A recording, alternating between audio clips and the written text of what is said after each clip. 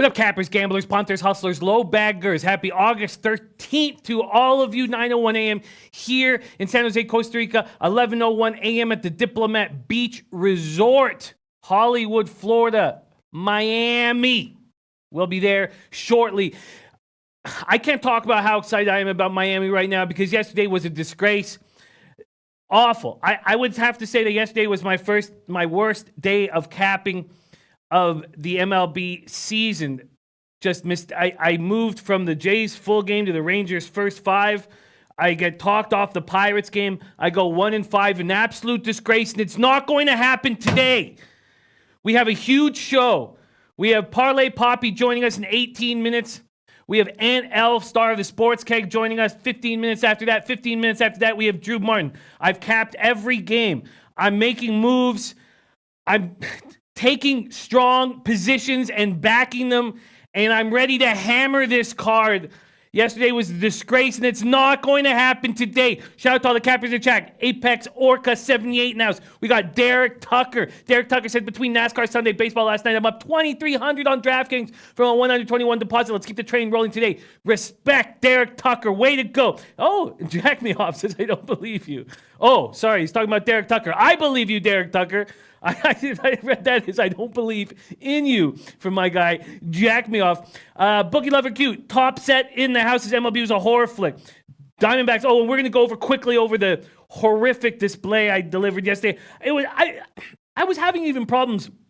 I was making mistakes reading yesterday. I just was off, and it's not going to happen again. Christopher Smith killed it last night. Good. Rich G killed it yesterday. That's good.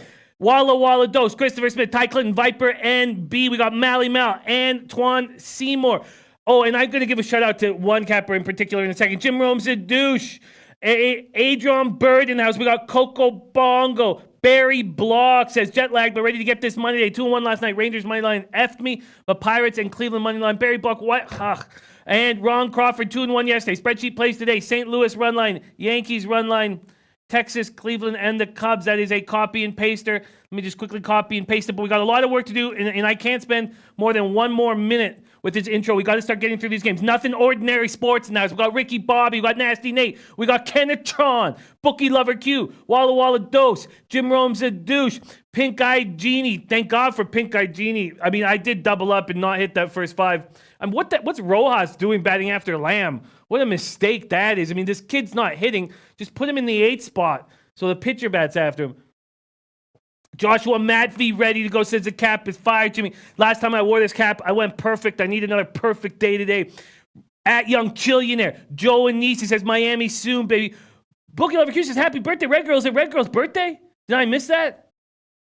Good morning. Oh, it's my daughter's 12th birthday. She's fancy. I need some winners. Let's guys. Red Girl, shout out to your daughter. Shout out to your whole family. Red Girl, original low bagger, whom we love dearly. We booked a whole trip around Miami just to hang out with Red Girl. Happy birthday to your daughter, Red Girl. Wonderful. So sweet. We got D. Jonikin ready to go. Mr. Gokster. Mr. Gokster will be live on my Friday late show from Miami. Man, it's a hot show. We got Joe Rainieri on it too. Mr. Gokster will be live. Okay, Christopher Smith, Ty Clinton, let's get to work. Let's get everybody going right now. Jared Trader, St. Louis money minus 1.5 and Texas money line tonight. Those were plays that were already backed from yesterday from Elio. Elio gave those two plays, I believe. I'll have to go over them, but I believe he gave those two plays from yesterday. Okay, so first off, I want to give a big shout out to, let's go over what happened yesterday with disgrace. I've handled the Yankees so badly. Can you put up my MLB record now back to double-digit units down? Just awful. Just absolutely terrible. Ugh. And it's the Yankees. So many people are eating off the Yankees, and yet I seem to be messing it up day after day after day. Game 1, Orioles had the first 5 under 6.5 and minus 103. Garbage. Salty Dog, Luca Di Stefano, Alex Ramirez, 1 for the money, checkmate. Says Anaheim cost me $1,600 on a 19. Oh, that sucks. 1 for the money. Sucks. There's Ski Profit ready to go. Brian Watson, Ron Lofton. Okay, so, and Ski Profit will also be live in Miami on our shows. I can't wait for that. Okay, so then Reds first 5 minus 105. They still got Defetti, but Disclafani was terrible. Rangers first 5 plus 107. I moved from the Jays full game from the morning show over to Rangers first 5. Garbage. Just garbage. And then Diamondbacks first 5 team total over 3.5. They get to 3. Full game team total over cashes. It is what it is. Don't take the Pirates when I was all over Mitch Keller and all over the chance for the Pirates, whose offense had been rolling in St. Louis, to get their shit together behind Mitch Keller, whom I kept saying I believed in and I still didn't back. It makes me want to smash these glasses together. Just garbage. And then Padres first 5 minus 119. Why am I backing this shit baseball team against a Rays team that eats on the road? Just garbage. All right, let's get to work. Let's get to work.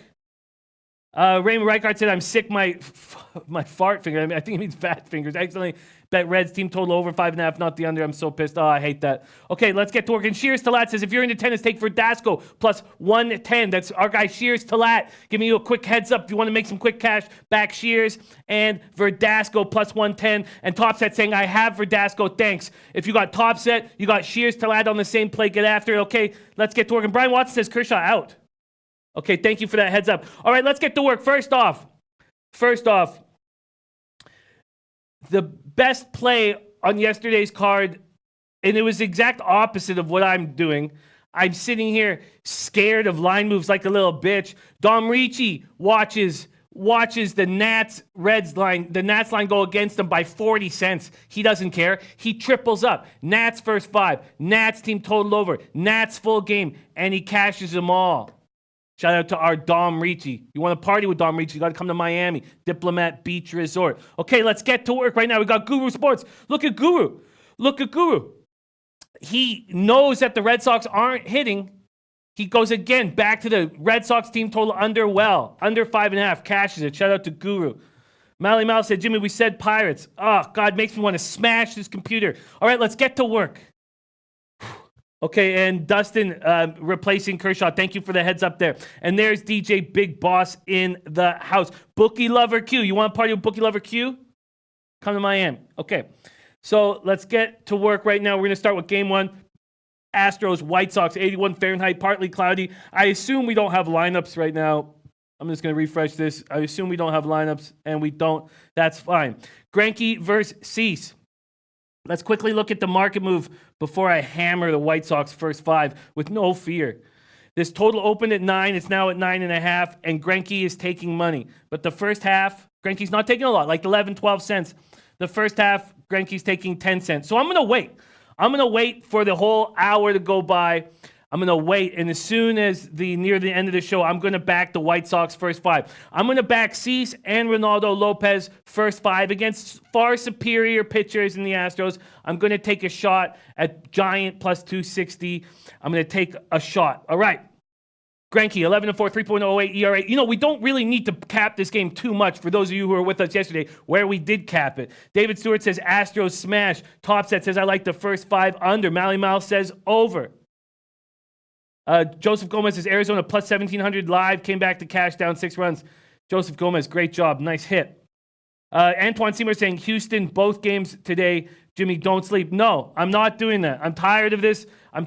But, you know, Antoine, I have so much respect for you. I can't wait to party with you in Miami. But I just don't. I'm not going to get talked off any place for better or for worse. I'm taking the White Sox first 5 in both games at huge lines without fear. God damn it. Let's go. Astros hitting 273, 825 OPS versus righties. I know the White Sox don't hit against righties. 245, 684 OPS. But the Pirates don't hit against lefties. Yesterday is 680 OPS against them, but the Pirates are smashing. Now, I know the White Sox aren't smashing, but the White Sox are playing good ball. And I believe in Cease. And I have no idea what Greinke's going to give you. Now, if this was Game 5 of a playoff series and Greinke was coming up to pitch, I would trust him. I would likely trust him. But here in Chicago, morning game, who knows what's going on in his head? I'm going to, Pink Eye Genius says, I like Greinke to throw a gem. That's fine. I think I'm getting an enormous number on Cease, and I'm going to back it. Topset says you're saying first 5 unders, Jimmy. I'm not saying first 5 unders here because I don't really trust Greinke. And I think Cease throws a gem. Okay. Against the Astros, a gem can be allowing 2 or 3. I think Cease is capable of throwing a quality start. I don't know if he goes the full 6, but I think he can get me 5. Okay. Nothing Ordinary Sports says, if anything, I would take Houston game 2. Okay, let's not hammer this too much. Let's not... Boogie Love accuses how much the White Sox feel they got to see Greinke and Cole same day. Look, Cease and Ronaldo Lopez are both pitching well right now. Okay, Antoine Seymour is going to learn today. Oh, Antoine Seymour. That's funny. Nasty Nate ready to get to work. Okay, we don't need to cap this too much. We hammered this yesterday. We have Parlay Poppy joining us in 8 minutes. We may have, and there's Dom Ricci. Dom Ricci. The Genius Award went to Dom Ricci yesterday. I gave you a shout out off the top. Tripled up on the Nats when the line went heavy against them. That's the balls of a capper who's been in the game for a long time. Doesn't show fear. That's why I need to sit in between Dom Ricci and Big Ragu in Miami and soak up their knowledge. Anthony L. says Greinke is a mental powerhouse. I don't think so. Anthony L. says Greinke loves winning. Come on, Anthony L. is trying to get in my head because he knows I'm a little off today because I was terrible yesterday. Astute Chaos on the over 9.5. We know that the total is moving towards the over. I get it. 81 Fahrenheit, partly cloudy, 9 miles per hour sideways. Tim Anderson is on a 9-game hitting streak. Chicago's won 6 of 10 despite being shut out twice. Red Girl's on Houston. First 5, I'm going straight up against Red Girl. Oh, that sounds pretty nice. Okay, let's stay focused here. Okay, Orioles at Yankees. Let's move on. Night game. 77 Fahrenheit, light rain, 6 miles per hour, out to left center. Orioles 21 and 37 on the road. Yankees 45 and 18 at home. John Means is not looking good lately. He's been looking bad. He's not that same pitcher that we were eating off in the first 5 earlier in the season. He's starting to get touched. John Means was 7-4 with a 2.50 ERA when he represented the Orioles at the All-Star game. Now, since 1-3 with a 7.11 ERA in 4 second-half starts. 1-1 with a 4.82 ERA in 4 career appearances against New York. First start against the Yankees, he allowed 4 runs on 5 hits, 3 2/3 in his first start against on Wednesday. Okay, so just on Wednesday, he got touched by them, okay? Dom Ricci says knowledge comes from a lot of losses. Much love, Dom. Okay, Aaron, so this is a team that I've been messing up over and over and over again. But what I'm not going to do is just hammer the over here just because of what I saw yesterday and what I've been seeing nonstop. Bookie Lover Q says means will get violated today. I understand that sentiment, but look at this, what we're dealing with here. A minus, a 5-cent move to, that's first 5, sorry. That's first 5. Let's go to full game money lines and totals here at sportsbookreview.com. SBR odds page. The total opened at 10. It's now at 10.5. And there has been a 30-cent move towards the Orioles.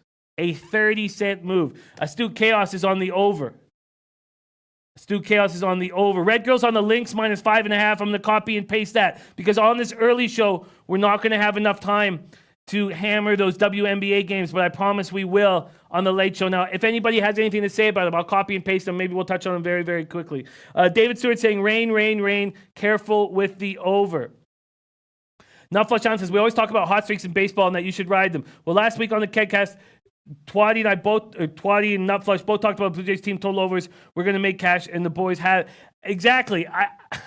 I was just awful yesterday, and moving, Nothing Ordinary Sports also back in the links, moving from the Jays full game towards the Rangers first 5 was one of the shittiest plays I've made all year. Riku Rokta says, was nervous about my Indians play yesterday since everyone in the chat was on the Red Sox, and I stayed off that game, but Riku, the Indians are now up a half game, and we're sitting on a plus 1100. Plus 1100 is real nice, man, and I only have $125 on it, but you know what? Feels good. Don Reed says, weather in New York supposed to be a heavy storm starting around 2 p.m. Not sure if game gets in, delayed or rained out, which the Yanks hate doing. They rather wait 2 hours. Lightning is always a factor. So look at these numbers. I mean, they're ridiculous. Herman, 15-2, but 4.05 ERA. Still nice whip. Nice K to walk ratio, 117-25. But 23 home runs allowed. Calvin Davidson, Jimmy, you got to roll with the Yanks and over when bats are on fire, no matter who is pitching. And I think Means is terrible. And I hear what you're saying, Calvin Davis. I've messed it up. I've done a shit job with the Yankees all year. Let's talk about some of their offensive numbers. And then I want to talk about 2 games quickly, but we got Parlay Poppy joining us in 4 minutes. But there's some moves I really want to make, and I wish I had gone there before this game, but it is what it is. Okay, 59 homers in 17 meetings against the Orioles. Yankees lead the season series 15-2, 14-game winning streak over the Orioles. Torres, as we said off the top of the show, 13 home runs. Half of his home runs off of the Orioles. He's hitting 414 off him, 20 RBIs. Yankees are homering once every 10.25 at-bats against the Orioles. Baltimore served up 248 home runs, American League record, and tied for the second most all-time with the 2017 Reds. Unbelievable. They're 10 away from the Major League record set by the 2016 Reds. I mean, this team is just rolling. 12 wins in 14 games, and they're attempting to beat a team 16 times in one season for the first time since they beat Cleveland in 1960. Orioles have lost 7 of 8. Means is likely going to get touched. But at this point, I'm not going to make a move. I'm not going to make a move with this 30-cent move towards the Orioles at this point. Walla Walla said, Jimmy, you mentioned last year that you let your MLB futures get in your head towards the end of the year. I think you got to stop mentioning the Indians' future. I just want the best for you, bro. I guess you're right. But it does make me feel better. Trenton Claxton says, Carabag, FK, soccer pick, plus 100. And I don't know how to pronounce that. Doodling, Doodlange. I don't know. Plus 120, start at 12. There's Trenton Claxton. Trenton Claxton, got a party with you in Miami. We're hoping that you're going to be involved in a lot of the stuff we do. Shout out to our guy, Trenton Claxton, in the house. Okay, so, and Nothing Ordinary says, feeling Cleveland today, Jimmy. We're going to talk about that game. It's a very exciting Sale Clevenger spot. Okay, so I'm going to wait right now. We have 30-cent move towards the Orioles full game. I'm going to wait. And there's Kevin Pine said, speaking of Indian futures, we in first, boy. Pink Eye Genie sitting full game, team total over 6.5. Yankees sitting full game, but he's not taking it at this point. Okay, so we have Parlay Poppy joining us in 2 minutes. We're going to get him on the phone right now. I just want to mention quickly that 2 spots that I'm looking at, because I actually think Sale throws a gem today. I think it's tricky to back Clevenger after 117 pitches. I have some interest in the Red Sox first 5. We're going to talk about that game. Then I have some interest on Kikuchi and Boyd having a nice first 5 innings. I have some interest in the first 5 under Mariners and Tigers. We're going to talk about that game. And then I want to know from Dom. Dom, I want to back the Mets first 5 in full game. I want to back Wheeler. I want to fade Fried. And I know that the Mets bullpen's been questionable, and I've got all there. I know Edwin Diaz has been shit all year, 1-6, 5.60 ERA, and Seth Lugo's been very good. But look at this Braves disaster with Shane Green, 5 runs in 4 innings, 2 blown saves. Chris Martin, 5 runs in 4 1/3. And Melanson, who looked like he was good, just gets touched. So that's a move I want to do. I'd like to hear from you on that spot. And then I want to fade Martin Perez and the Twins today. Those are moves I want to make. Bookie Lover Q says Clevenger home ERA 0.96. I know that's special. And Nut Flush On says lots of moving parts in the Giants clubhouse. Waiting for some info, and we can break it down in the afternoon show. Now, for you guys, I really want guys like Dom and Nut Flush Out, and Dom with his Mets expertise and Dom with his Giants expertise while we're in Miami. We have a setup, so we're going to have a group of us like on sort of a panel situation, but we are going to do up a play of the day chair. There will be a play of the day chair. And what I want in Miami is guys like Nut Flush Allen, who's got that Giants expertise, and Dom Ricci with the Mets, is we're going to take people from the audience one at a time will come up, give their play of the day in the play of the day chair. We will talk about it. And that's just a way that we can put a face to some of these names and some of these guys we've been tailing, capping with for so long, who don't necessarily want to be on the show for an hour and a half, but want to come up and give their play of the day. So we will have a play of the day chair that I'm very excited about. Astute Chaos says, Jimmy, that's crazy. I was just looking at the Seattle-Detroit first 5, under 5. I find that very interesting. Chris ID said, did you do audible picks for preseason NFL? Rafa, can we answer Chris IG right now with my NFL preseason record? Can you pop that up quickly? Started out 2-4, awful on that Thursday. Saw some mistakes that I made. Went 0-1, so then I was 2-5 going into Saturday, and then went 4-1 on the Saturday, and I will continue to be hammering preseason because, I need the action. All right, let's bring in our first guest representing Los Angeles, California. You want to party with this man, you have to come to Miami. And I can't wait to have him on the show this morning. I'm coming off a shit day, and I know it's going to turn around today, and I'm going out firing. I'm going to fire a lot of moves. Please welcome to the show, Parlay Poppy. How you doing on this Tuesday morning? Jimmy the Bag, turn that frown upside down. It's Tuesday. It's time to cash. Fuck Miami. 1 week away. I will be on an airplane probably 1 week's time away from now. I'll probably be drunk in the airplane. I'll probably be passed out in the airplane. I don't know what I'll be doing on the airplane, but I will be on my way to Miami to see everybody, including my favorite low baggers. What's popping today, Jimmy? I want to get right after this. I want to hammer this card as hard as possible. I want to be straight business right now. I back down double-digit units, and it's unacceptable. I want to smash something. Let's get to work. What's your first game on the card? Hey, man, I've done that to my computer a few times. Why not, go to Best Buy, get the refund? Anyways, we'll go right to the Mets game. I heard you talking about that when I dialed in here. So I got kind of a different prediction on what's going to happen in this game. So I don't think Wheeler's going to have the best start here. And I also think Fried, we worried about his pitch count and how he's going to do under this pressure with, he's got a huge workload. And I don't think that there's much stopping over here. So we'll jump right into it. Mets storming into contention, won 15 of the last 7 games, partly due to Zach Wheeler coming back strong in the form, just like we saw last year. Post All-Star break, 3-0, 20 innings pitched, 1 walk, a whip of .089 in those last 3 games. But on the other side, to counter the dominance by our guy Wheeler, we have another dominant pitcher in Fried. Just like Wheeler, guys 4-0 actually since All-Star break with the whip in the 1.20 range. We did worry, like I just said, about him being wearing down a little bit during this part of the season, but nothing's changing so far. He actually looks better.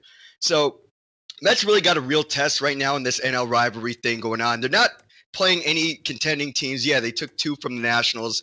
Big deal. It doesn't matter. These guys haven't played versus a over 500 team since the Giants in July, which they lost that series on the road. So what I want to do here is isolate this first 5 because, like I heard you talking about, fucking Shane Green experiment gone wrong. Malance, what is going on? Diaz is now giving up runs every single game too. It's like I want nothing to do with these guys. We've been saying it for months. So let's go to the first 5. Let's isolate. So what I'm thinking here is Wheeler might be a little bit susceptible. He's seen these Braves quite a bit. And remember, these metrics for the Braves and the Mets are very, very similar on par in the last 12 days around that 800 mark. Mets may be doing a little better, but that's indicative of the fact they've been honed and smashing the ball around. So Wheeler versus the Braves, 115 plate appearances, 19 walks, 36 hits, a team OPS versus the Braves of 1.15, which is pretty significant. And on the other hand, we got Mets who's actually done pretty well against these Mets.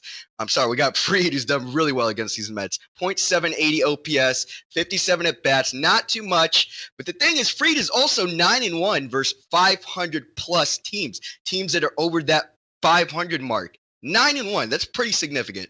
I think the hitting advantage here with the Braves, I think that it's a weird spot for the Mets, diving right into the elite in the NL while they just went on this epic run we've all been making a lot of money on. And I don't see Fried wearing down. So I'm going to take these Braves at the juicy price of -130 here, Jim. Well, it gives me pause. But I just feel like Wheeler is rolling right now. And this is still, I believe, a Braves lineup that's missing Markakis and missing Swanson. So you have Camargo and Duvall replacing them. And those guys are not nearly as good. They're just not nearly as good. Let's look at Wheeler's. I understand going to the batter versus pitcher situation.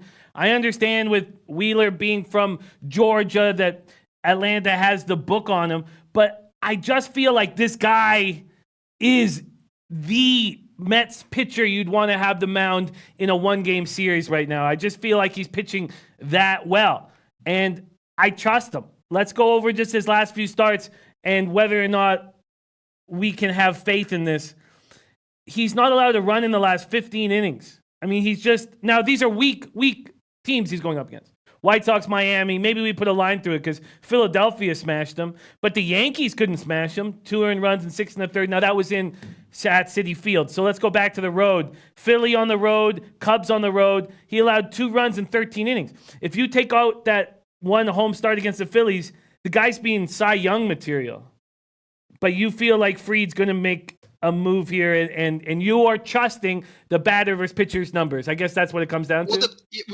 We don't take those guys into the lineup, Jimmy. We're not looking at Markakis it being in here, you know what I mean? Or Swanson. We're looking at what's going on today now with this lineup that is healthy. Those guys aren't into that number of 1.15. Wheeler, yeah, he looks good. This is fucking, 3 weeks of work. That doesn't mean that much. Yeah, he turned it on the similar way in the same way last year, but at the same time, that's not a big enough size for me to be like, okay, this dude is going to be continuing this heater. This is a wild run he's on. It's not the same. This is a bad spot, in my opinion, for the Mets to be back, especially considering his number versus the Braves, especially considering this is the hardest opponent that they probably had to play in a month, and especially that they're on the road. You know what I mean? So that's my angle here. Oh, man. Christopher Smith says Wheeler going to get touched today. And as from a market movement spot, there's been a 4-cent move towards the Braves. CT Base says Wheeler was amazing at Turner Field, but awful at SunTrust. I mean, I don't know what to make of even that. You know what? I am believing in Zach Wheeler here. I just want to quickly go to this baseball data and take a look at who's smashing him. And I love this breakdown. We got Freeman, Flowers, Donaldson, McCann, Acuna. You know what I mean? It's most of the guys who are doing any work anyways. And they smash him, don't they? Okay. I don't want to take you off your side. You're getting a plus price, and if you believe that the fact Wheeler is going to continue this dominance against a team that has hit him in a situation that's a little skeptical on the road versus a team that is in the top of that division after they just played a bunch of wish-wash bullshit besides, the Nationals, which is pretty competitive, right? I think it's a bad spot for them. No, I hear you. And Seuss 387, bunch of Nagooch, says it perfectly. Said a lot of games today, Jimmy. No need to force plays. It's Rod Zawacki, Nats money line, Braves -1.5, Rays -1.5, Jays money line. Dom Reed says as far as the last 20 game Mets dominate in almost every category. Mets have closed on the Braves from 13 out to 7 out. Yes, they were 14 games out on July 22nd. Now they're gone 15-2, and they're just 8 games back. We talked about the issues with the bullpens. All right, I'll stay off the game right now. Let's move on. I don't want to sit and just hum and haw over one game. But great breakdown, Poppy, and let's just move on to the next game. What's next on your docket? Okay, let's look at this Reds and Cincinnati game. I actually flipped my whole agenda on this stuff this morning. So let's get quick. Reds get rid of some of their big bats. All of a sudden, the offense waking up. Sometimes our spreadsheets don't make sense, right? So this is part of capping. So Reds in the past week, an amazing 1.015 OPS, 300 batting average, which is scary against any pitching staff, especially our guy Joe Ross, who's coming out of that bullpen. He did so bad when he was in that position, 11.17 ERA in 18 efforts. But at the same time, he came back, right? When the starting duties were given to him, he felt the pressure, and he performed. 2-1, 1.62 ERA in the rotation. Thing is, gets a lot of, he's very vulnerable. If he's not getting soft contact with the sinker and he's missing, he gets fucking annihilated. And that's throughout, years over here. We just look at how he's been pitching and what type of balls are being hit off him. It's the same thing. So on the other hand, we got Wood, right, who has been whatever. He's very, very green in the season, which is always gives somebody skepticism. But we got to consider that Wood has been an elite starter for years on the road. We're talking about, 2017, 2018, 2016, 0.215 batting average allowed and a whip around the 1.107 mark in those few years on the tenure with the Dodgers, compiling a 13-5 record on the road. That was 2017 to 2018. So, we could see how he's going to be doing here visiting the Nationals. And, originally I wanted to go with the Nationals here because I know how much they rake lefties, especially at home. And Woods he's been touched a little bit by them, but by who? You know what I mean? By Parra and Rendon, and that's it. Rendon, of course, is fucking scary, but those two guys, the other guys aren't doing anything. And Alex Wood is overall a very reliable pitcher because that's a big enough size for me to look at and be like, this is years. This guy is actually doing. With my analysis, this guy is a lot more trustworthy with a team behind him that's slugging an amazing rate without some of these big bats they just sold off. It's crazy. And, I got Joe Ross looking decent right now, but extremely vulnerable. And we can just see that by the type of pitches he throws and what gets hit off him. So the Reds blow up with the what's his name? The Italian man, Declan Stefani, and then the bullpen meltdowns versus the Cubs. They've lost a couple games. They're still hitting the ball, but I trust Alex Wood and the Reds offense to take advantage of a volatile Joe Ross, and the price is right for me at the plus 108 on the Reds' first 5. And I also really don't think Joe Ross is going to do so well. So I'm going to take a team total over 2.5 at the minus 110 mark for the Reds' first 5. That's 2 plays there, Jimmy. Wow. I mean, I watched Wood's last start. He looked awful. 5 runs, 8 hits, 3 innings against a Cubs team that does get to lefties. He's got great numbers against Washington, but do we trust this guy after being out all year with back injury? And now he's had 3 starts. In his 3 starts, he's allowed 4 home runs. I was never saying that Joe Ross was an ace, but I was saying that the Nationals' brain trust was doing the work for us by stretching him out as a starter. And as soon as I said that, I backed him each game, and he's been spectacular. Now, it's been pretty easy competition, but I look at Wood and I think, man, I don't trust him. And we have Rendon, who you mentioned, who smashes Wood, 12 for 21. But we have Trey Turner heating up. I just feel like this Nats team is going to step up and come on right now. And yesterday was a nice example of it. There's been no move on this line with the Nats at minus 120. It's stuck there. The total's gone from 10 to 10.5. But man, both of your first 2 looks are against moves that I was hoping to make right now. And at this point, I won't go up against you. And I find it extremely interesting that you're on the other side of these plays. And I was saying before I got here today that I wasn't going to get talked off plays. And there's nothing wrong with getting talked off plays. Well, look, the thing is, what is vulnerable and volatile in this cap is the fact that Alex Wood is green. You know what I mean? It's like he didn't have a spring training, basically, and this is part of it. So that's why he's getting touched a lot, because we see that overall, from our analysis, he's a great pitcher on the road, like a very good pitcher on the road.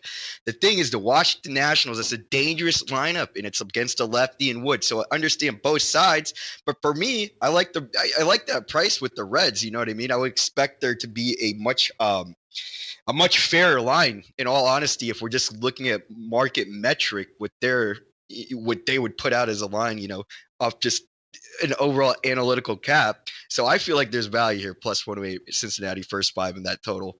I hear you, man. I mean, it's interesting breakdown. I enjoy hearing the breakdown very much, but it just kind of makes me angry. Matt Randall in the house. New father Matt Randall has got a huge play, which I have to share with my people.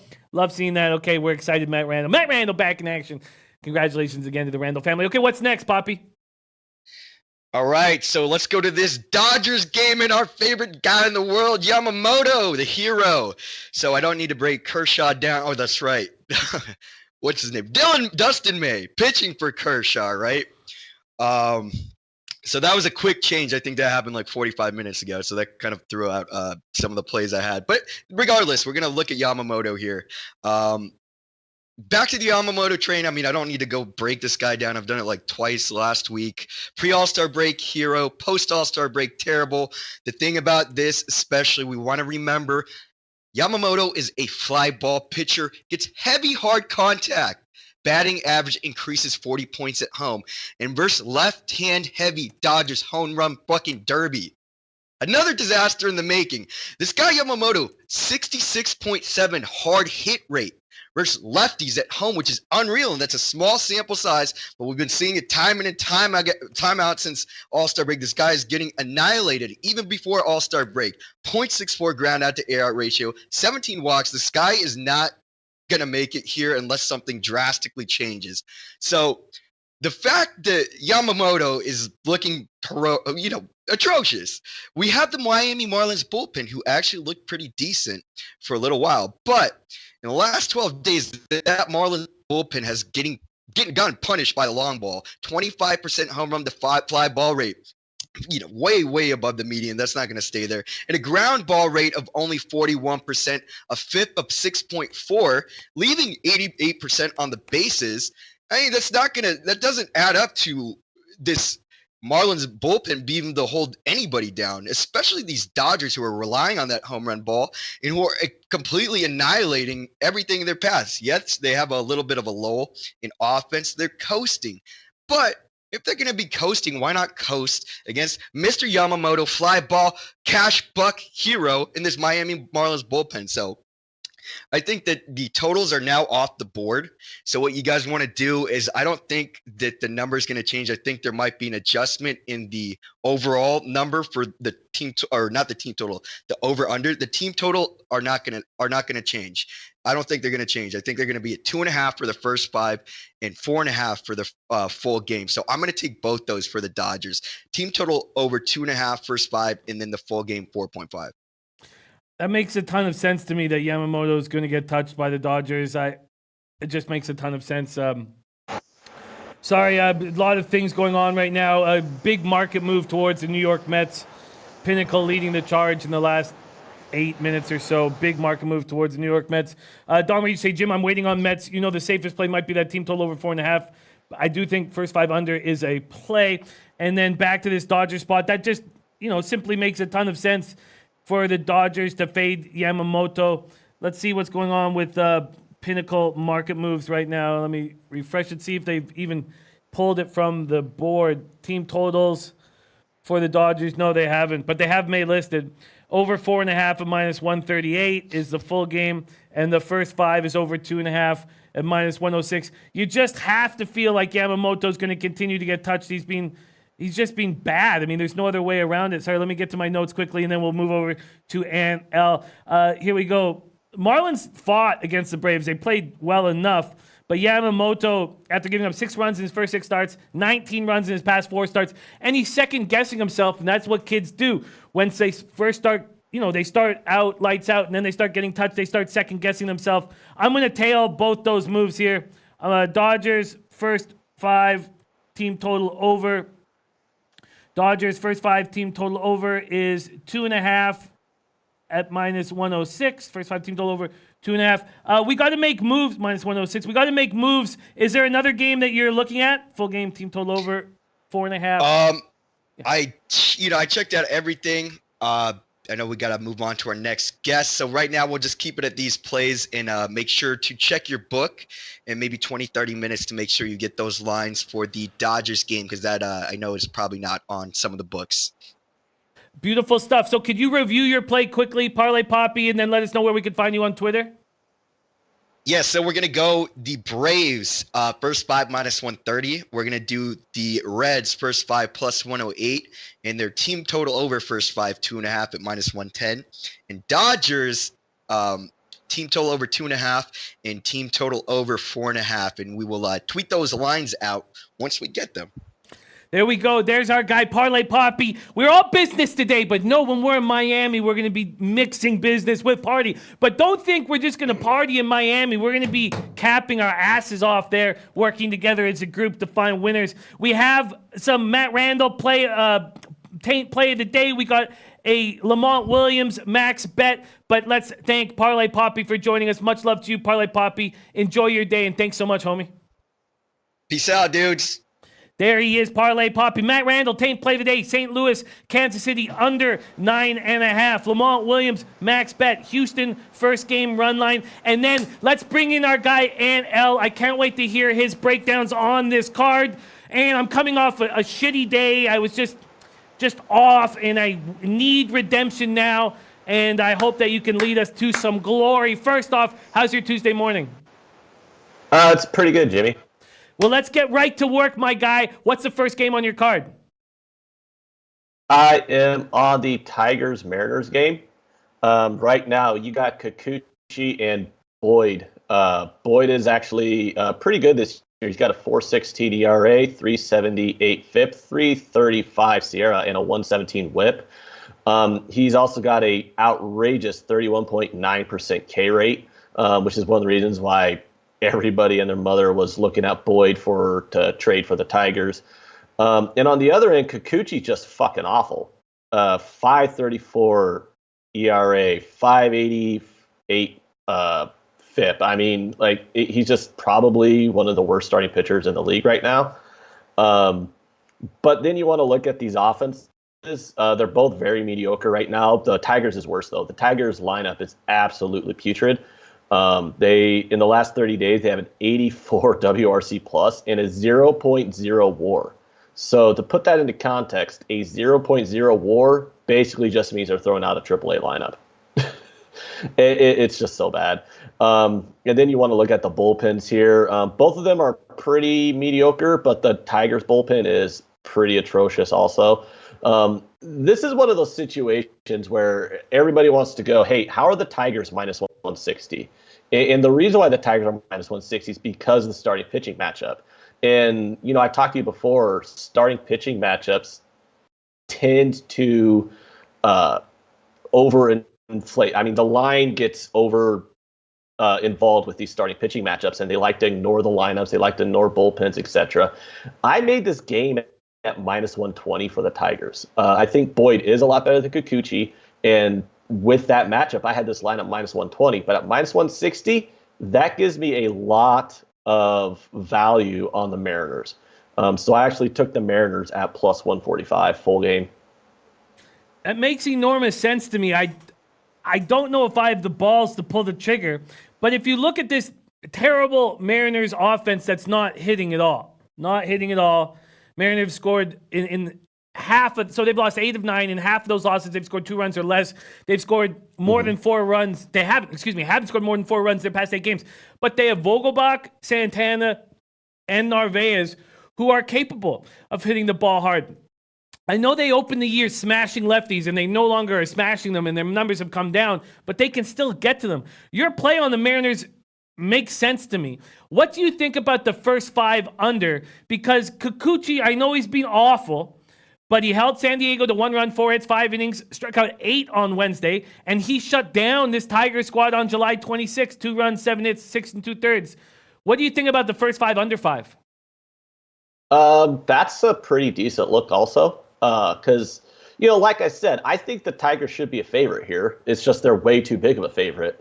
So Boyd absolutely is capable of just shutting down this Mariners offense.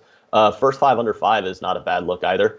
I just like the value here. Getting, according to my numbers, I'm getting over 25 cents a line value on the Mariners to take them at the full game price. I agree. I think that you are. It's a move that is a shrewd move, because I agree they shouldn't be this big of a favorite. I absolutely agree, but at this point, I don't know if I have the balls to back the Mariners, but I am going to make a move on this first 5 under right now. Seattle, Detroit, first 5 under.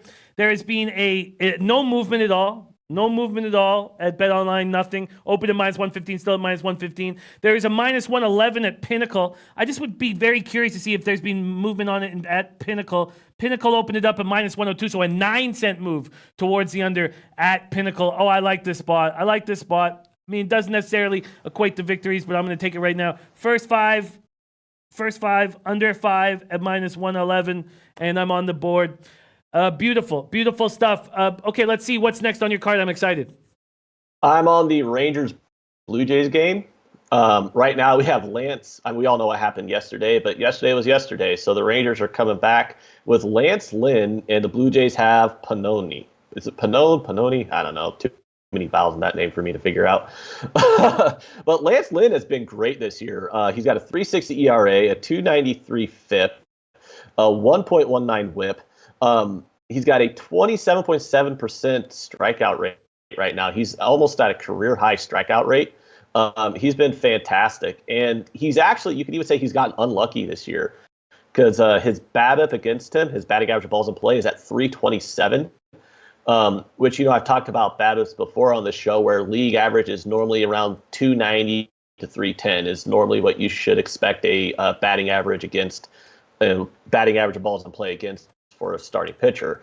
So at 327, you could actually say he's got positive regression coming on his BABIP, especially since it's 27 points higher or 22 points higher than his career average of 305. So I just expect Lance Lynn to just keep being very solid this season. He's been great for the Rangers. Now on the other end, the Blue Jays are throwing out a trash can. This guy's fucking terrible. 6.83 ERA. But of course, he's got positive regression in his metrics at 6.83, right? So 5.17 FIP, 4.94 Sierra. So, he's going to regress from being terrible to being bad, right?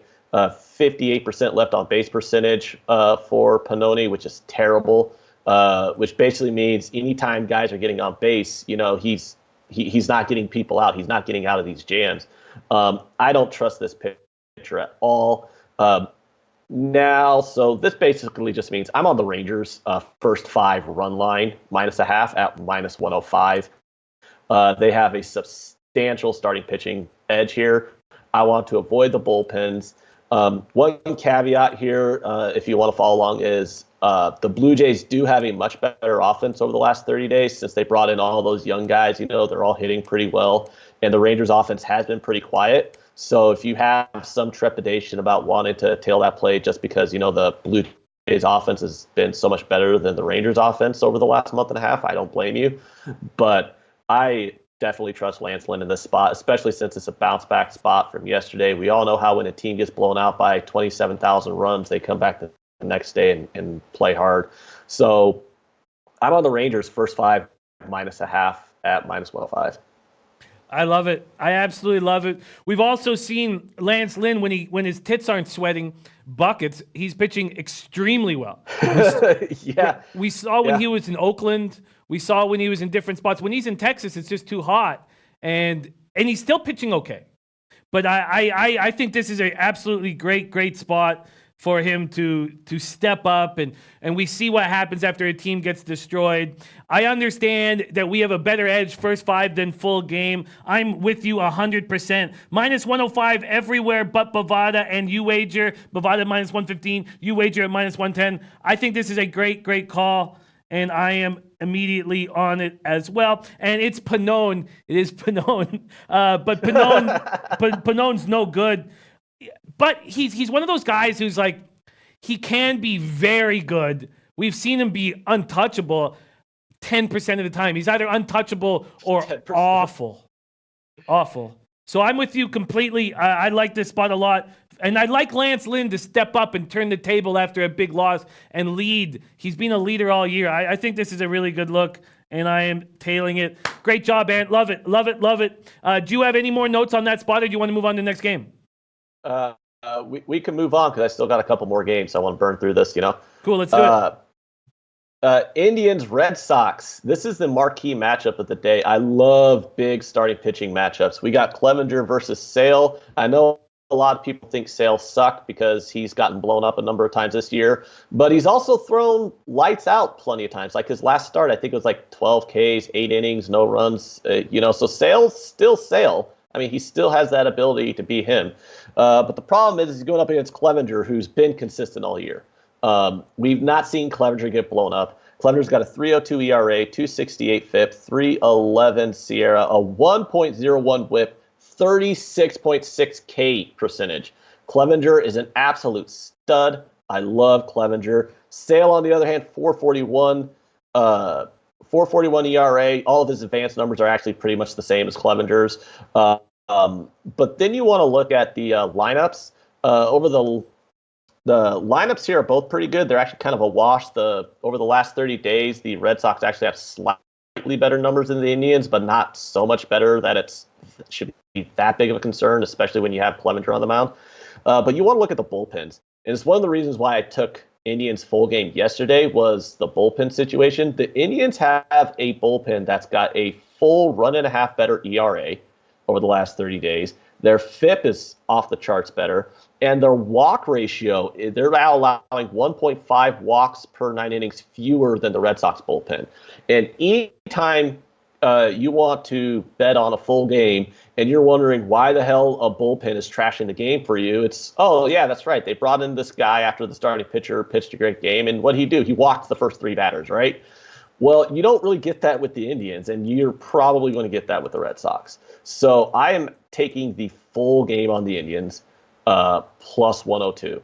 You're getting the starting pitchers. All the advanced numbers say it's a wash. A lot of people just say fade Sale anyways because he has gotten blown up several times this year. The lineup's kind of a wash, but you have substantial edge in the bullpen. So when you get to that 8th, 9th inning, you got a big edge with the Indians if the game is tied. You have the Indians at home. They're a much hotter team. I mean, how good have they been the last month and a half? So you're going to give me Clevenger at basically an even money price when he's being backed up by a bullpen way better than the other teams at home. Give me the Indians plus 102 full game. The breakdown makes a ton of sense. And my only question to you, Ant, is: are you not concerned with Clevenger coming off 117 pitch gem? Are you calling him a bitch? No. Clevenger's a fucking ace, man. He's a stud. He's what, 25 years old? I mean, come on. If a 25-year-old, 26-year-old, however old he is, he's not that old. So, I mean, he's still a young guy. I mean, if I just threw 117 pitches, I need the rest of the year off. Clevenger's a stud, though. No, fuck no. He could go out there and throw 140. I don't care. Do you think that money's gonna? So there's been a 14-cent move towards the Red Sox. Do you think that will continue to happen? Do you think you could get a better line if you wait? Sharps love Sale. All his advanced numbers are still really good. I mean, his ERA is bad because he's gotten blown up randomly here and there. But overall, his advanced numbers, all his advanced metrics are still elite level. So Sharps love taking steaming Sale. The problem is Clevenger's just as good. Look at Clevenger's advanced numbers. Take the ERAs out of the situation, okay? Just don't even look at the ERA. Look at the FIP. Look at the Sierra. Look at the K ratios. They're the same goddamn pitcher, So give me the starter who's being backed up by the better bullpen at home at even money or slightly better price. But yeah, I don't see a lot of money coming in on the Indians from the Sharp side just because a lot of Sharps don't like to fade Sale. They like to back him. So, I mean, you might be able to get an extra 5 cents on the line, but I already took him now. And do you like fading Sale after a spectacular performance, or does that not really come into the equation? No, because I think Sale's capable of doing a spectacular performance every time he goes out. It's not unexplainable when he goes out there, throws 8 innings with no runs. What's unexplainable is how he had those starts where he gave up like 5 runs against trash teams. That's where you're just like, what the hell's going on here? Because when you look at him, I mean, he's still getting his strikeouts. He still looks elite. So it's really just kind of weird that he had those, he had 5, 6 starts, however many it was, where he did get blown up. That causes the ERA to be so high. But you look at him again, I mean, he's had even more starts this year where he has looked like Sale. I mean, just his last start was an elite level. I just think both these pitchers have the capability of shutting down, and I'm going to just ride the better bullpen. I like it. I'm going to spend a little bit more time on it, but the whole breakdown makes a ton of sense to me. And Rod Zawacki said I faded Sale all year and up money, and we know that Russell Gordy's been doing the exact same, hammering that. What's next on your card? Because we got to get to Drew. You do have one more play, right? Yeah, I'm on the Nats-Reds game. Just real quick. I'm fading Ross, and I'm fading those bullpens, so I'm on the over. I like both offenses here. I think both offenses can hit. You guys already broke down the game, so we already know that the offenses have both been pretty good lately. The bullpens are both trash. Neither one of these bullpens is any good. I don't believe in Ross. Alex Wood, his career numbers are really good, so I think he has much higher upside than Ross does. So I am on the full game over 10.5, and I'm also on the Reds at plus 110. If you want to back the Nationals full game with that bullpen, go ahead. But I'm not going to do it. I mean, you won yesterday, but you were up 7-2 after 8 innings, and you had to hold on to your ass cheeks to fucking win 7-6. That bullpen is completely ridiculous how bad they are, and I'm never going to bet the Nationals full game as long as they have that bullpen. So I like the over here, and I like the value with the Reds at plus 110. Wow. So that now we have both Poppy and Ant on the Reds, and also on the over 10.5. The over makes sense to me. Makes a ton of sense to me. I'm gonna take off that. I'm gonna spend a little bit more time here thinking about this over, but it makes a ton of sense to me. And I think so. I tailed the first two plays that you were on correlated with my capping, and your last two make ton of sense. By that, I'm focusing on the over 10.5 here, and then as well as fading Sale and going with Clevenger. I think I'm going to tail both of those. I haven't pulled the trigger on those, but you were absolutely sharp as always today. Just love having you on this show. Thank you so much for joining us. Can you review your plays once more and let us know where we can find you on Twitter, and then let us know a little bit about the sports keg? All right, so I'm on the Mariners plus 145, the Rangers first 5 run line minus 105, the Indians full game plus 102, the Reds full game plus 110, the Reds Nationals over 10.5 at minus 110. You can find me at AntL_SportsKeg on Twitter. You can find me every night live betting baseball and live betting the entire card with my partner Jay and the rest of the Sports K crew, Maxwell Smart, Twatty Latte.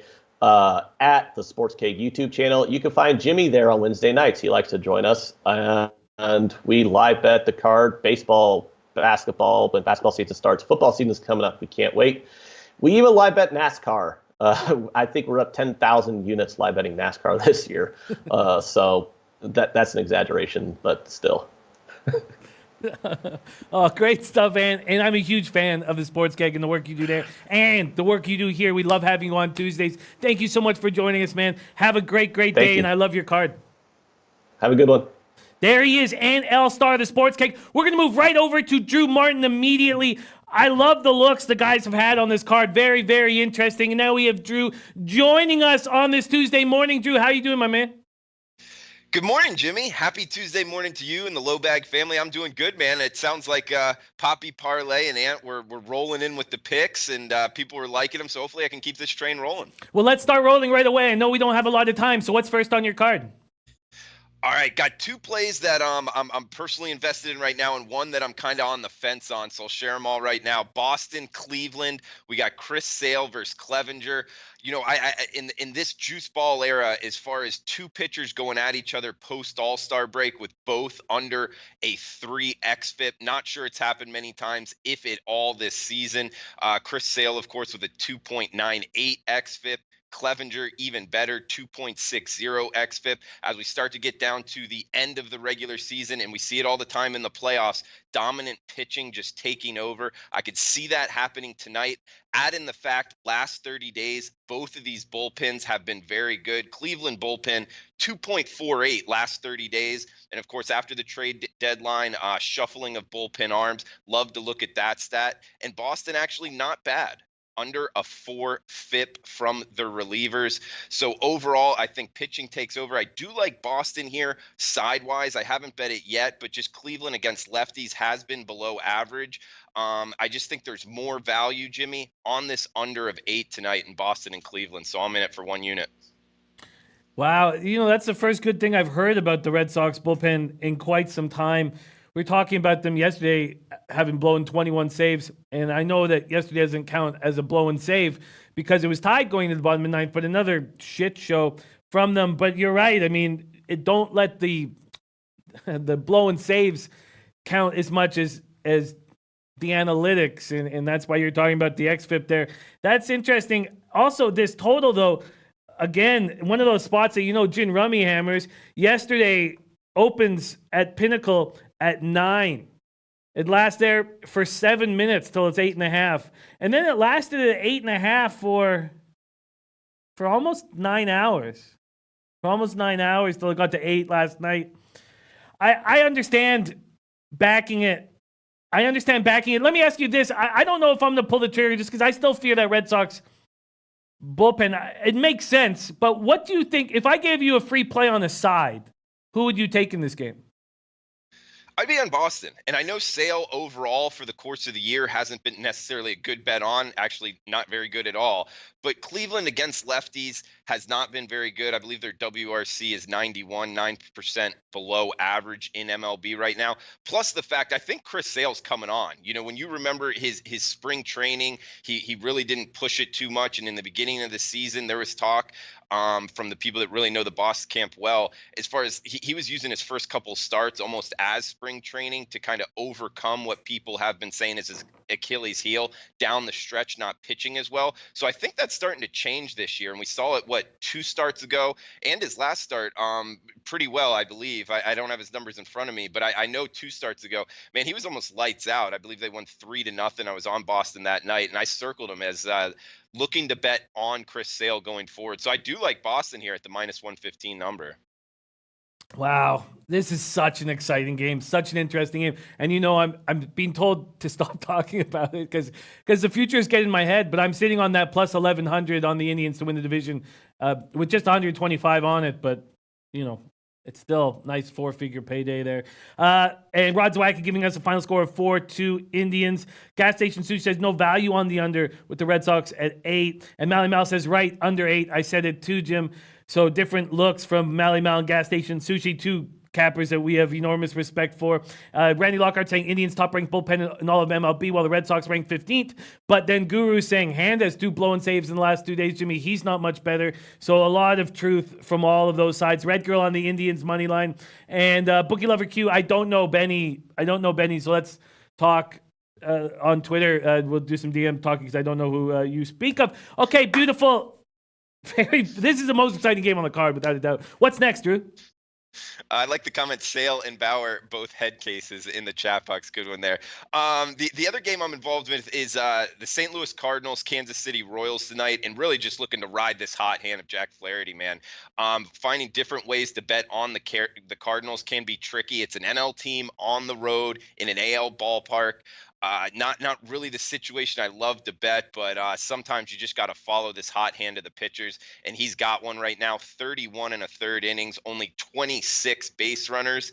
Add on top of that, Jimmy, his last 3 outings, Cubs, Houston, Pittsburgh, Dodgers. Those are some pretty good lineups, especially against righties. All 4 top 10 OPS versus right-handed pitchers. So Jack Flaherty is absolutely a bet on pitcher for St. Louis tonight, going against I believe Glenn Sparkman, one of the better names in all of baseball. I like his name, but overall not nearly as good as numbers. So looking to bet on the Cardinals, and I found a way right now on the run line. They are the away team. It makes it a little bit more attractive here. So I jumped on them Cardinals -1.5, -145 early this morning.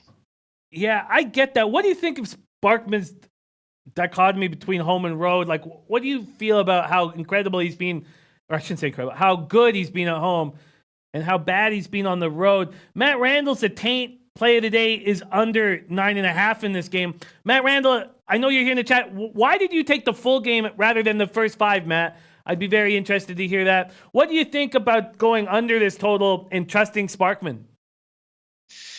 I think there's something there, Jimmy. That's a good point. Home road splits are something, especially later in the season, I like to pay attention to. So I think you're onto something as far as maybe that being correlated with the under, and the under not necessarily correlated with laying a 1.5 on the favorite. I know that. So it's kind of we're kind of at odds in that sense on actually finding ways to place bets on the handicap. I just think, Cardinals overall, in really riding the hotter hand, the more trusted pitcher, in my opinion, is Flaherty. So I think he absolutely dominates the Royals. Maybe looking at a team total under on Kansas City might be a good look. Actually, surprised I didn't think of that earlier, but hey, that's what the show's for. So that's why I love going over these games with you, Jimmy. So maybe a Kansas City Royals under on top of it. Yeah, I mean the first 5's 1.5. But he's been so good. The full game's 3.5. If I offered you the 1.5 and 3.5, would you take them? Man, that 1.5 is low, man. Not a lot of room for error, but I think he dominates them. I mean, I don't think they're going to score on him. So I don't know. I'd have to look a little bit more into it. But yeah, if you made me bet it right now, I would be on the under 1.5. And you prefer, but not the 3.5. You like the 1.5 better. Man, I'd have to look at all the handedness of the relievers in the lineups, but off the top of my head, yeah, I'd try to look at Flaherty's dominance over, or the perceived dominance over the lineup he's going to be facing for the Royals tonight. Just looking at the kind of periphery numbers of the Cardinals bullpen, I guess decent. So yeah, I would take the first 5 under 1.5, man. Interesting. Okay, I think that I'm going to run with these unders here with Taint, but even probably doubling up on Taint. Interestingly enough, though, to being a 5-cent move towards the over at Bet Online. Now, that's at 5.5, and it was at plus 105. But that's interesting. Okay, and I know you got to go, but you said there was one game you were humming and hawing about. What is that game? Yeah, the Mets and the Braves. Really, this Mets team have been hot for a while. It's a team that I'm really looking to be betting on. And what we got, Wheeler. I think he's from the state of Georgia, so heading back home in some form or fashion, going against Fried, who overall has been pretty good, but of late, the mileage, I believe, is starting to get towards him. Watching him pitch, he's not as dominant. He has given up 10 earned runs in his last 3 starts. Plus the fact, I did go to the Marlins Braves game Saturday night, one of the best baseball games I've ever been to, and it's got me all jacked up for everybody coming down to South Florida. I'm telling you, that Marlins game, I know it's this sleepy Marlins, not a very good team. I'm telling you, this stadium is better than a lot of people are giving it credit for. That's going to be a sleeper night down here in South Florida. But the Braves, a handicapping angle, when the Marlins were able to come back on Saturday night, there was 2 plays to the shortstop. Culberson was playing shortstop, I believe, and he didn't make the plays. Not that they were errors, they were tough plays, but a lot of people focusing on Dansby Swanson being out in the bat. I look at it as much in the glove side too, at the shortstop position especially. So that makes me look towards the Mets here. It's something I haven't placed yet, but I'm looking to be betting on the Mets going forward. And I think tonight, as they start to really reel in the Braves, I'm looking towards the Mets, Jimmy. I know you got to go. Let me just ask you a quick question. With Wheeler, who's so spectacular in the second half of last year and this year, the guy's on. I know pretty weak opposition, but he's on right now. Do you almost put a line through his record against some of these bats in the Braves lineup that are hitting over 500 against them? I love that you brought that up, because that's what's kept me off of this handicap, man. Our heads are in the same angle here. 0 earned runs in his last 15 innings coming into that. I hate stepping in front of those stats. But the same thing, the Braves lineup against him has been it's a tricky handicap. I don't have a 100% sure answer. It's what's kept me off of it personally, man. And I know a lot of other handicappers out there are probably, juggling this like we are. I love past performance against the opposing bats a lot, but at the same time, recent performance, I almost put them 50-50, Jimmy. So I'm sorry I don't have a better answer for you, but No. I weigh them the same, man. That's a good answer. That's a strong answer. All right, I know you got to bounce, man. Thank you so much for joining us. Could you let us know, or just a quick review of your plays? Let us know where to find you on Twitter and what shows you got coming up. Yeah, man. Boston, Cleveland under 8 right now. Also got the St. Louis Cardinals on the run line today, and then also looking towards the Mets versus the Braves tonight. At Drew Martin Bets on Twitter. Be back hopefully tomorrow around 11:45 Eastern time, and Saturday morning we got the closing line. It's coming up on college football season, guys. So Ian Cameron, I believe Big Regrew, is also going to be joining us, possibly a couple other guys out there. So shout out to all the low baggers out there. And Jimmy, thanks for having me on, man. Absolutely, my pleasure. Drew, great job. Thank you so much for joining us. Okay, well, let's take another look at this. So one thing about this Cardinals Royals spot, we have the Taint play of the day on the Cardinals Royals full game under. We have the first 5 under. I get it, but the market's going against them. So at this point, I'm going to wait. I'm going to keep an eye on the market, but if I'm going to get a better line, I mean, who knows? That could be a 10 at some point, because that 9.5 is up to over 9.5 is at minus 119 at Bookmaker, 118 at BetOnline, minus 120 at Intertops and UWager. So, and Matt Randall saying take St. Louis and the under 9.5 in a 2-team parlay. I get that, but right now, I'm just going to keep an eye on that. But I am very interested in doubling up there on the first 5 and the full game under and joining Taint. I'm interested in Taint. Okay, so that's there. Now, we have to shut this show down. We got to talk briefly about WNBA, but I said a couple things. So let's quickly go over every game as fast as possible, like 20 seconds each. One is that I wanted to make a move on the White Sox, first 5, and Dylan Cease. And we saw the money was quickly coming in on the Astros, and that continues to happen. So let's just look at Pinnacle. So it's actually stopped at Pinnacle. So the Pinnacle stayed the same now for it's been a 1 cent move at 8:14 a.m. Our time, San Jose Mountain Time. Now at 9:50 a.m. It stayed at -280. So it's just sticking at -280 for the Astros.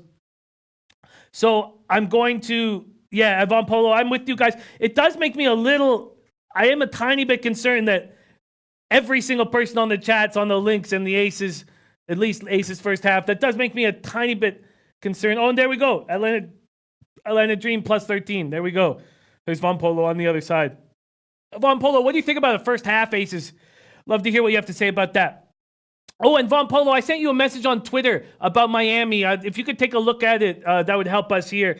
Just because we are compiling a list so we know exactly who's coming, so we got some perks and a little stuff we want to lock down for people. Okay, so I am going to now make a move on the White Sox first 5, and I need to just quickly look, and we got to go. I know we got to go. We got to shut this show down.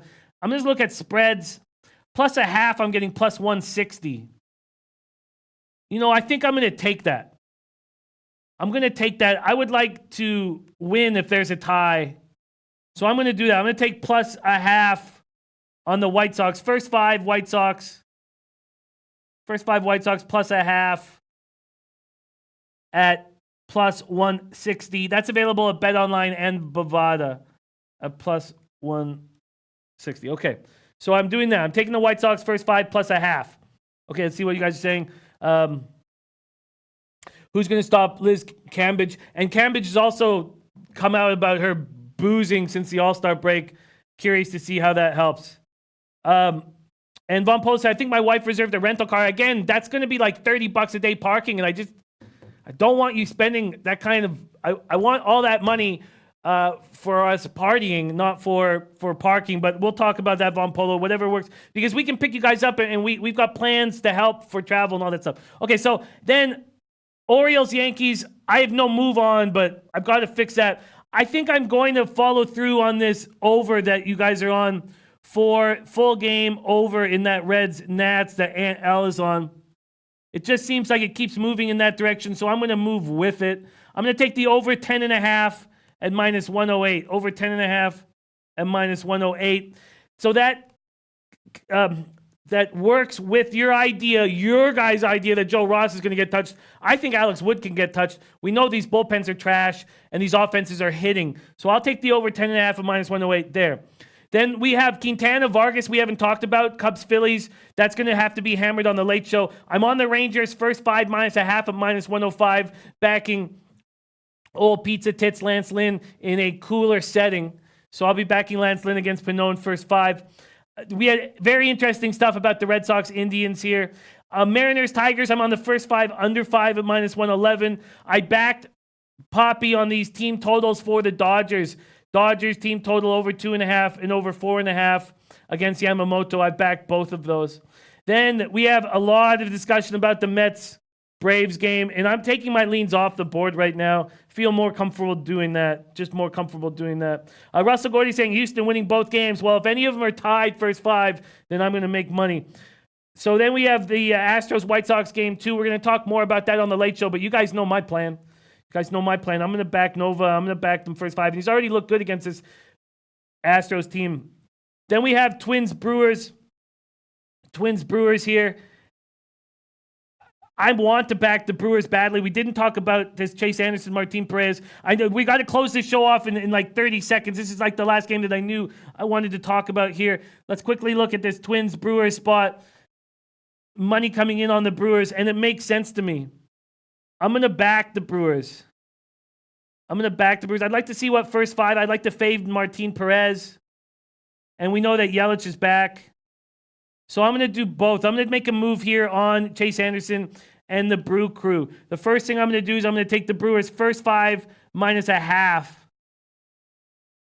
Brewers first five minus half. I'm getting plus 105 at 5 dimes. There's a plus 100 at Heritage. There's a huge difference in books here in this game.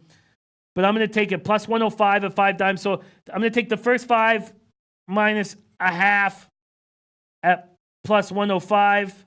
And then I'm going to take the full game on the -1 line. I don't have time to, I'm going to figure out the -1 line and then lock it in. But I'll tell you guys what it is on the late show. We don't have time to go over right now. I've got to close down the show.